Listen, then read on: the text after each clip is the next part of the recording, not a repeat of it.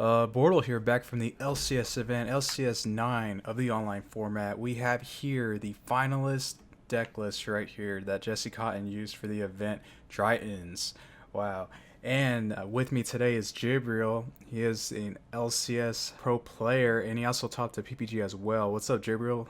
Welcome to Hey, the what's channel. up, Bortle? How's it going? So we're here to look at Jesse's final Drytron list. 22 Drytron decks entered the tournament, two topped, one being Pack and one being Jesse. And Jesse got to the finals with a pretty spicy Drytron list. And we're here to go over it and talk about the Drytron deck in general and its future in this meta game that we have. Oh, yes, of course. And before we do that, do you have any plugs you want to put in for the channel? Yeah, definitely. Shout out to Jesse himself. Shout out to Duelist Academy. They have their Twitch, twitch.tv/Duelist Academy. And of course, shout out to my team and sponsor, Team Playmakers. I try to stream weekly at twitch.tv/Team Playmakers 2017. But yeah, and definitely shout out to Bortle for having me on the channel again. Oh yeah, most definitely. So check out Playmakers, guys. Everything will be in the description down below. So yeah, without further ado, let's do the breakdown on this Dryton second place deck profile. First, he's playing three copies of Lancia. That's pretty interesting because a cool thing is that Ben 10 can search Lancia, so I guess at like the end of his combo, like you're able to search Lancia. But Lancia is a pretty cool tech, I would say, in the main deck, especially going into this format after the ban list, Infernoble and Dragon Link assuming to be out of the meta, and at with that, like people would naturally assume that the deck that was kind of in third place, being Virtual World, would come up and become the best deck of the format. It did end up winning the event, but it was cool to see that Jesse took advantage of the fact that Ben 10 is able to search Lancia. So he main decked triple copies of Lancia, and throughout the tournament, during his matches that was watching, Lancia really came in clutch. It really like cemented his win in his top four match, I believe. Like he played for World in top four, and he resolved Lancey, I think, five times, and his opponent just couldn't play. It was insane. Next, one copy of Dawn Knight. So for people that don't know what Dawn Knight does, is basically a monster that says when it's sent from the field to the graveyard, you send a light monster from your deck to the graveyard. So it's like a more balanced copy of Armageddon Knight. So basically, the way that this card is used in the Drytron deck is you basically equip it onto a light monster with a Union Carrier. You're usually equipping it to a Union Carrier itself. It gives the Union Carrier an extra 1,000 attack points, which is relevant, which is really cool that the entirety of Union Carrier's effect is relevant in facilitating different combos within the Drytron deck. But you're basically equipping Dawn Knight onto a light monster. So when you use it for a link summon or a ritual summon, you're able to send another Drytron monster or another light monster from the deck to the graveyard. As far as this Dryton lineup is right here, I am I guess I'm told that there's no really standard Dryton like engine, I guess, Yeah. or you can splash it with anything. So do you think this was correct, the ratio wise he was using? So yeah, so he's playing a pretty standard, I would say, Drytron lineup. Obviously, three copies of the Alpha Thubin. That's being the best Drytron monster. It's they're all level light. I mean level one light machine monsters with 2,000 attack, zero defense. They all can't be normal summoner set. They must be special summoned by the effect of a Drytron card. So you can't even Ice Dragon Prison these monsters, which is really good, especially Oh, because a lot of the trap decks are playing Ice Dragon's Prison. None of these monsters can be reborn from your graveyard to your opponent's side of the field by any means, because they have to be summoned by the effect of a Drytron monster, even if it's itself. Alpha Thubin, all of them have the requirement that you tribute another Drytron monster or any ritual monster for cost, and then they all proc different effects. So they are like Virtual World in that sense, where they're all one effect that activates in hand or graveyard, and you have the opportunity to ash it there or interact with it there. But if you allow that part of the effect to resolve, they summon themselves and then proc an effect all in one effect. So Alpha Thubin searches ritual monsters. Zeta searches ritual spells. Gamma reborns another Drytron monster. Delta reveals a ritual monster or ritual spell to draw a card. And then the interesting one that a lot of people don't play that Jesse decided to play was Beta. Beta is by far the worst one. What it does is when it's revealed, you're allowed to return a banished Drytron monster back into the graveyard. That can come up, especially with later we're gonna see Jesse did decide to play one of the Drytron boss monsters, but Beta is really used as a recovery play, and I guess it can be pretty integral against cards like Shaddoll Ariel and against like Haquero, banishing Drytrons from the graveyard. So it was interesting to see that he played it, but when I heard him discuss it himself, he kind of said that it's basically like he thought of the Drytron monsters as sort of like danger monsters in the sense that you just want to open up a bunch of different names because you really just want to be tributing Ben 10 in order to abuse Ben 10. Obviously, getting good Drytron effects is a bonus, but you're just trying to abuse Ben 10 to its fullest. So that's it for the Drytron cards. Then he played one copy of Eva. This card is a little bit controversial and is very build dependent.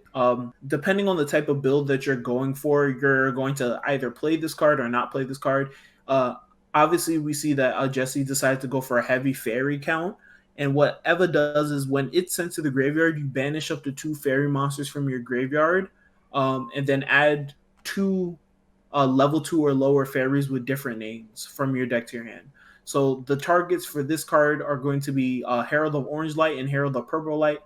Some people play Herald of Green Light that negates spells, but Jesse opted not to. Instead of playing a copy of Purple Light to stop cards like Impermanence or cards like, I don't know, like Sanguine or Conquistador, because like if you think about it, Herald of Green Light negates spells, but the only extremely relevant spells in the format that would be able to out his win condition are cards like Droplet and Dark Ruler, and Green Light can't interact with those cards anyways. So it'd be no real point of playing those cards. For other fairies, he played one copy of Manju. This is kind of like the deck's normal summon. You're going to be usually hard drawing it or adding it off of Ben 10. And then for the win condition of the deck is one copy of Vanity's Ruler. Vanity's Ruler is a card that was discussed for Drytrons very early on in the deck's development. The deck is still very early on in development, obviously, in the TCG, especially with no link cross. But this card is just a card that can be summoned, normal summoned, and it basically locks you. It's a one-sided Vanity's Emptiness. It's only for your opponent. They can't special summon monsters. It's pretty good in this format, like completely beating the mirror match. It beats Virtual World. It beats Eldritch, funny enough, because you can't flip any of the traps to summon. You can't summon Golden Lord himself. You can't activate Red Eyes Fusion under this. It's just a very oppressive card. Oh yeah, I like to mention that people weren't really using infinite permanence for this tournament, Yeah. so it was just so strong seeing the ruler. Just every time I saw Jesse like drop ruler, that was pretty much it. Yeah, definitely. That's a really cool thing that you brought up. Because of people assuming that Virtual World would be the best deck, cards like Droplets and cards like Imperm like naturally got phased out of the format because of a card like Chuche being able to destroy your own True King with all calamities to dodge cards like Imperm. None of the Virtual World monsters being able to be hit by Imperm or Droplets. So those type of cards were rotated out of the format, which allowed a card like this in order to just come and pretty much be uncontested. Then for the ritual monsters of the deck, 3 copies of Ben 10. This card is like a mini block dragon when it comes to this deck. Like this card's insane. Like any interaction with any Drytron plus Ben 10 is usually like a +2.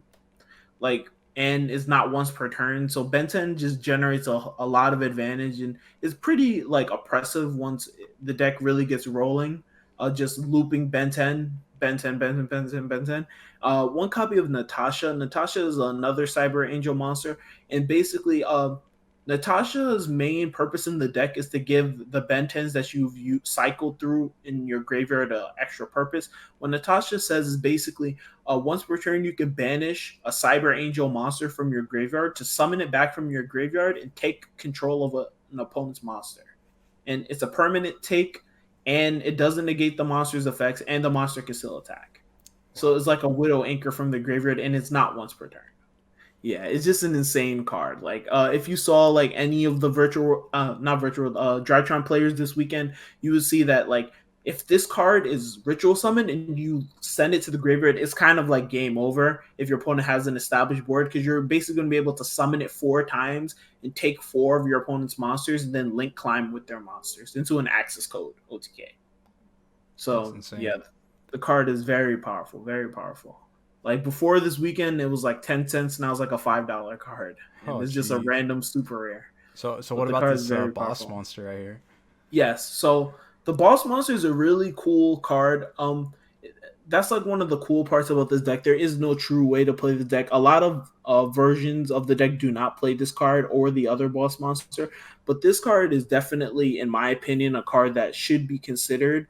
That Drytron players should consider playing this card. So basically, it's untargetable by monster effects, and if you summon it by using 2 Drytron monsters for the ritual summon, it can attack all of your opponent's special summoned monsters. So it's a 4,000 attack monster that's an ultimate conductor, and then during your opponent's turn, quick effect, you can banish 2 monsters, up to 2 monsters from your graveyard, whose total attack equals 2,000 or 4,000 exactly. It sounds weird, but basically 1 or 2 Drytron monsters, and then you get to destroy that many cards on the field. So it's basically out to Mystic Mind, and it applies additional pressure. And the way that Jesse was using it is because his build isn't aiming to put up an unbreakable, like the board is unbreakable, but it's not oppressive like a bunch of big monsters that have a lot of negation effect. He's usually ending on a 2,500 monster with a link monster that we're going to get to. And then he's using this card for his turn 3 when it turns back to his turn in order to summon this card and apply massive pressure and go for the OTK. So for the spells, this deck is very consistent. You play 3 copies of Cyber Emergency. All of the Drytrons are light machines that can't be normal summoned or set. So you can search all of them with Cyber Emergency. 3 copies of Fafnir. This is the deck's field spell. When it's activated, you add a Drytron spell or trap from your deck to your hand, and then it has a secondary effect that if you control a Drytron monster, when your opponent normal summons or special summons a monster, you can reduce the monster's level by every 1,000 attack it has. So it's a weird level reducing floodgate that's also a searcher. You would think that the level thing doesn't matter, but against decks like Virtual World, that really matters because they specifically go into 6s and 9s. So the level modulation against Virtual World could be very oppressive. Then 3 copies of Nova. This is the deck's emergency teleport / quick launch, and it's searchable off of Fafnir. Basically, what it says is you special summon a Drytron monster from your deck, but it dies during the end phase. So yeah, it gives you access to all of your monsters, giving you basically another 3 copies of all your Drytrons in addition to the 3 from Cyber Emergency and the 3 from Fafnir that gets you to Nova. So the deck is extremely consistent. Like you shouldn't brick with this deck at all. Oh, that's a insane emergency teleport card right there. Yeah, definitely. 1 copy of Foolish Burial. All of the Drytron monsters trigger from the hand or graveyard. So it's basically just another copy of all of your different Drytron names. 3 copies of Preparation of Rites. It's there to search Ben 10 or Natasha. You just want to open up Ben 10 in pretty much every hand, so more copies of Ben 10 are always welcomed. And then 1 copy of Meteor's Drytron. This is the Drytron ritual spell. So basically, the way that Drytrons differ from traditional ritual decks is they ritual summon based on attack value instead of levels. So you're basically able to ritual summon using link monsters, which is something that's very new and has never existed before. The way that the ritual spell works is you're able to tribute machine monsters in order to ritual summon any ritual monster whose attack value is equal to or less than the attack value of the machine monster that you tribute. Earlier, I was talking about Union Carrier equipping a copy of Dawn Knight to itself that makes the Union Carrier 2,000 a 2,000 attack machine. So you're able to then use the Meteor's Drytron to tribute the Union Carrier in order to summon back a Ben 10, and then proc Dawn Knight to send another Drytron monster, then tribute the Ben 10 from the field in order to proc that Drytron, get another search, and then get another search from Ben 10. So it all works out weirdly. So for the extra deck, he played one copy of Natis, one Mechaba, and one Nova. Going into this event, this deck has a very hard time outing Winda. There's very little times that when your opponent summons Winda, you're going to be able to win the game. So in order to mitigate that, Jesse decided to side copies of Cyber Dragon Nova and Mechaba with Entis in order to be able to establish his own Mechaba when he gets hit with Maximus, which is a very smart idea. And if you're able to chain block the Cyber Dragon Nova with the Entis, then you're able to put up a Mechaba which is stronger than the window that your opponent is going to try to set up on your turn. So that's very smart. I like to mention the Zeus right here because it's so easy to like just wipe out, you know, the opponent's board if the opportunity presents itself, because they can shoot out this Nightingale like nothing. Exactly. Nightingale is a really cool monster. It hasn't really seen play. Is different than the other Nightingales. It's funny that now another Nightingale monster is seeing play, because we saw the one that Serge Didi Croce play in the Spiral format, and then the Fusion one in Pendulum FTK. But now we have another Nightingale monster that is seeing meta play. Ascended Nightingale basically is a level 1, rank 1 monster that takes 2+ level 1 monsters, and it basically can just attack your opponent directly. It's basically a Borbo for level rank 1 monsters, and then you're able to rank that up into a Zeus and then clear the board. The other level 1, rank 1 monster, I'm not even going to try to pronounce his name. Fucho. But Fucho, yeah, we'll just say Fucho or Burb. Basically, he's unaffected by everything. So you're able to just force through an attack in order to make Zeus, and your opponent basically can't do anything about it because it's unaffected by other card effects. So it's a towers on a 0 attack monster, which is kind of funny. But it allows you to make Zeus with the greatest of ease. So then for the Link monsters in the deck, one Access Code. Access Code is very good in this deck for your turn 3 to push through and do OTKs or to out Dragoon. One Geonator Transverser. Basically, what this monster does is it's a new monster, and it's kind of like a relinquished anima in the sense that it messes with monsters that it points to. So basically, if it points to 2 monsters, you switch their controls. So if your opponent places something in the wrong spot, you can just put a Drytron monster or a weak monster in its zone that you control and just take control of an opponent's monster. So it's a very interesting card that just came out of Phantom Rage, I believe. It's a very niche card, but it could come up. People in the OCG are doing like cool plays with it in this deck where you're able to give your opponent a Drytron monster and then summon Blue Eyes Chaos Max Dragon and attack into your own Drytron monster because they all have 0 attack for 8,000 damage, which is funny, but like Jesse isn't doing that, but like I guess the card in principle still remains pretty good. Then one copy of Herald of Mirage Light.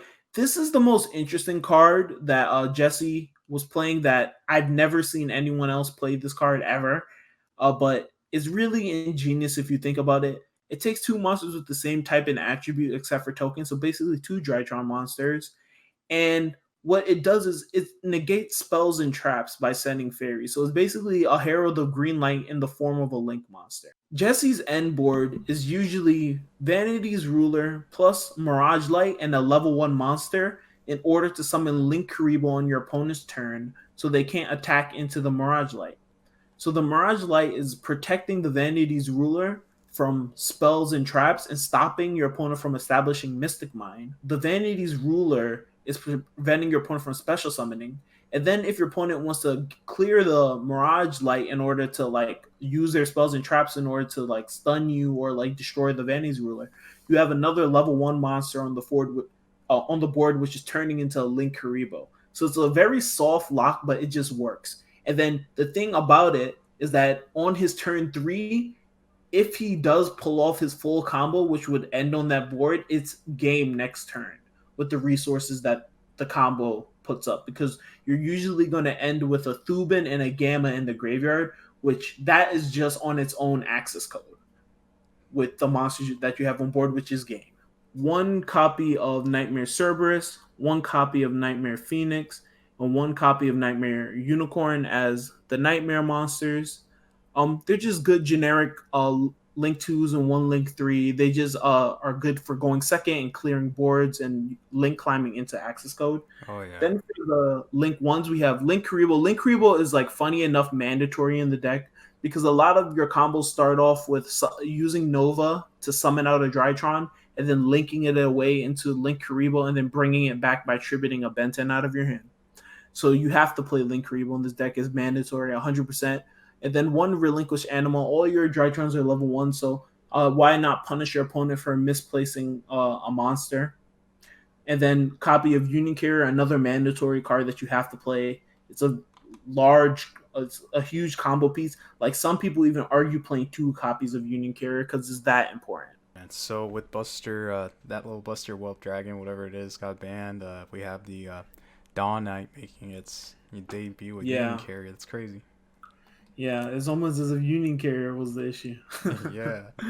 So about the side deck, everyone can see that he played triple Ash, triple Droll, Mhm. triple Nibiru. So crazy hand trap heavy over here in the side deck, I Yeah. guess, because he, it's pretty good. It works, very well against certain matchups, mirror match, some back row hate as well, like Cosmic Cyclones, Twin Twisters, and Red Reboot. What were the hardest matchups that he would have to like side heavy for this? I would think that a deck like Virtual World, usually going second against Virtual World, if you don't draw the Lancia, you are just going to lose game one. Like you have to either hard draw the Lancia or hard draw Orange Light and another Fairy. If a Fairy, if not, you just instantly lose to VFD Calling Light. Like there's no way to play around it. On another note, a deck like Invoke Shadal's Winda, like as I said earlier, Winda is just like almost unwinnable for this deck. So you just want to stop your opponent from being able to establish a window, like with the Mechaba and the Nova play, or like use Lancia in order to stop them from banishing to summon the Maximus or like negating Maximus. Because like once they establish window, you just lose the game. You have no out. So again, guys, this was the breakdown over Jesse Cotton's second place Stratton. So it's really really cool. So again, Jibriel, where can Bortle Nation find you, man? Yeah, definitely.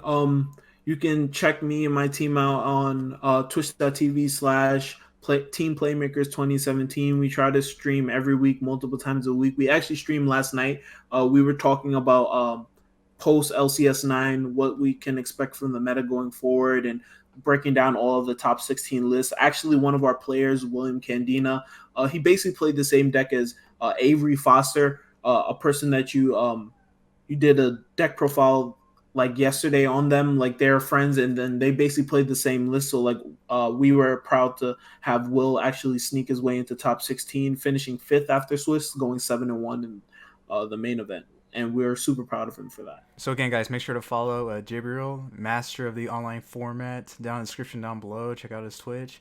And yeah, if you're not a part of Bortle Nation, sub for Bortle. It's that easy and it's free. Oh God, yes. Oh God, yes. Bortle.